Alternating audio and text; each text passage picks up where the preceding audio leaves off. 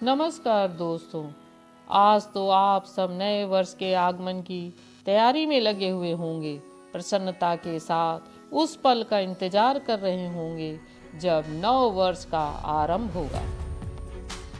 पर आप क्या जानते हैं कि यह नया वर्ष पूरे विश्व में 1 जनवरी को ही क्यों मनाया जाता है? क्यों मनाया जाता है? कहाँ से इसकी शुरुआत हुई? आइए जानते हैं। माना जाता है कि नए वर्ष की मनाने में की शुरुआत लगभग 4000 वर्ष पूर्व बेबीलोन नामक स्थान से हुई, परंतु उस समय यह मार्च का महीने में मनाया जाता था। विश्व के इतिहास में एक ऐसा समय आया था जब रोम का साम्राज्य बहुत तेजी से बढ़ रहा था। तभी वहाँ के राजा नुमा ने 153 ईसा पूर्व से आधिकारिक रूप से जनवरी माह से रोमन कैलेंडर की शुरुआत की। जनवरी का माह इसलिए चुना गया क्योंकि इस माह का नाम जनुस, जो नए कार्य की शुरुआत के रोम में देवता माने जाते हैं, उस दौरान इस कैलेंडर के अनुसार एक वर्ष 310 दिन का माना जाता है, जिसके कारण वर्ष में कुल 10 माह होते थे और एक सप्ताह में 8 दिन माने जाते थे। परंतु जैसे जैसे खगोल विद्वानों का योगदान बढ़ रहा था, तभी पता चला कि एक वर्ष तो 365 दिन 6 घंटे का होता है।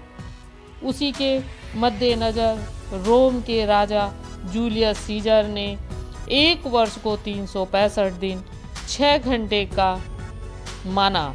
वर्ष में 12 माह को निर्धारित किया तथा प्रत्येक चौथे वर्ष को लीप वर्ष कहा जाने लगा, जिसमें फरवरी 28 दिन की बजाय 29 दिन की होती थी। ओयम यह वह वर्ष होता था जो 4 से पूरा कट जाया करता था। इसी कैलेंडर को जूलियन कैलेंडर कहा गया। रोमन साम्राज्य के पतन के बाद धार्मिक मान्यताओं के आधार पर यीशु मसीह के जन्म के आधार पर कुछ देशों ने 25 दिसंबर से नया वर्ष मनाना शुरू कर दिया। जैसे जैसे सदियां बीती वैसे वैसे विचार बदले। इसके पश्चात पॉप ग्रेगरी ने 1582 ईस्वी से नया वर्ष जनवरी मास के प्रथम दिन से मनाना शुरू कर दिया, जो आज भी इस्तेमाल किया जा रहा है। जूलियन कैलेंडर में उस वर्ष को लीप ईयर मनाया जाता था जो 4 से विभाजित हो जाए, परंतु पॉप ग्रेगरी ने जूलियन कैलेंडर में संशोधन करते हुए कहा कि लीप ईयर होने के लिए सामान्य वर्ष को 4 से तथा शताब्दी वर्ष जैसे सन 2000 को 400 से पूर्ण विभाजित होना चाहिए। ब्रिटिश साम्राज्य ने 1752 ईस्वी में ग्रेगरी कैलेंडर को स्वीकार किया तथा इसी आधार पर भारतवर्ष ने इसे स्वीकार किया। अब मैं आपको कुछ ऐसे रोचक तथ्य बताती हूँ जिससे आप बिल्कुल अनभिज्ञ होंगे।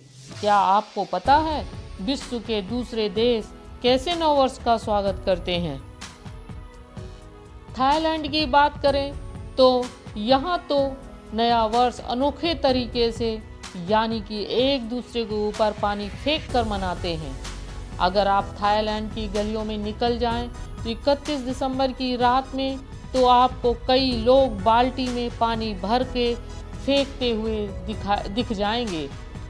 जैसा माहौल हमारे यहाँ होली में होता है। अगर जापान की बात करें तो वहाँ का ढंग काफ़ी अलग है।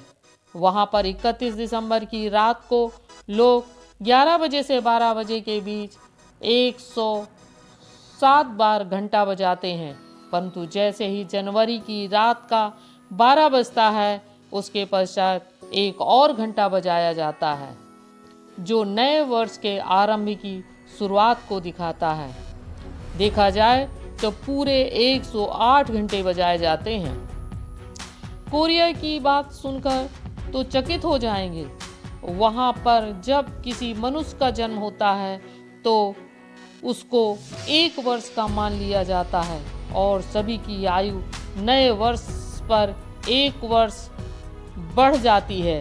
यदि कोई बच्चा 29 दिसंबर 2020 को पैदा हुआ तो 1 जनवरी 2021 को 2 वर्ष का हो जाएगा। भारत में भी 31 दिसंबर की रात से ही कई स्थानों में लोग इकट्ठे होकर नए साल का जश्न मनाना शुरू कर देते हैं और रात 12 बजते ही सभी एक दूसरे को नए साल की बधाई देते हैं और नई उम्मीद के साथ आगे बढ़कर नए साल का स्वागत बड़ी खुशी के साथ करते हैं।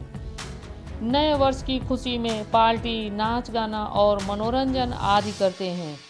1 जनवरी को सुबह कार्यालयों में नए साल की डायरी और कैलेंडर दिए जाते हैं और दुनिया के कई देश अलग अलग तरीका अपनाते हुए नए वर्ष का स्वागत करते हैं। दोस्तों, पुराने साल में हमने जो भी किया, सीखा, सफल या असफल हुए, उससे सीख लेकर एक नई उम्मीद के साथ हमें आगे बढ़ना चाहिए। जो बीत गया उसके बारे में ना सोचें और आने वाले अवसरों का स्वागत करें। जीवन को और बेहतर बनाने की कोशिश करें। आप सभी का नव वर्ष मंगलमय हो। Happy new year 2021। Thank you.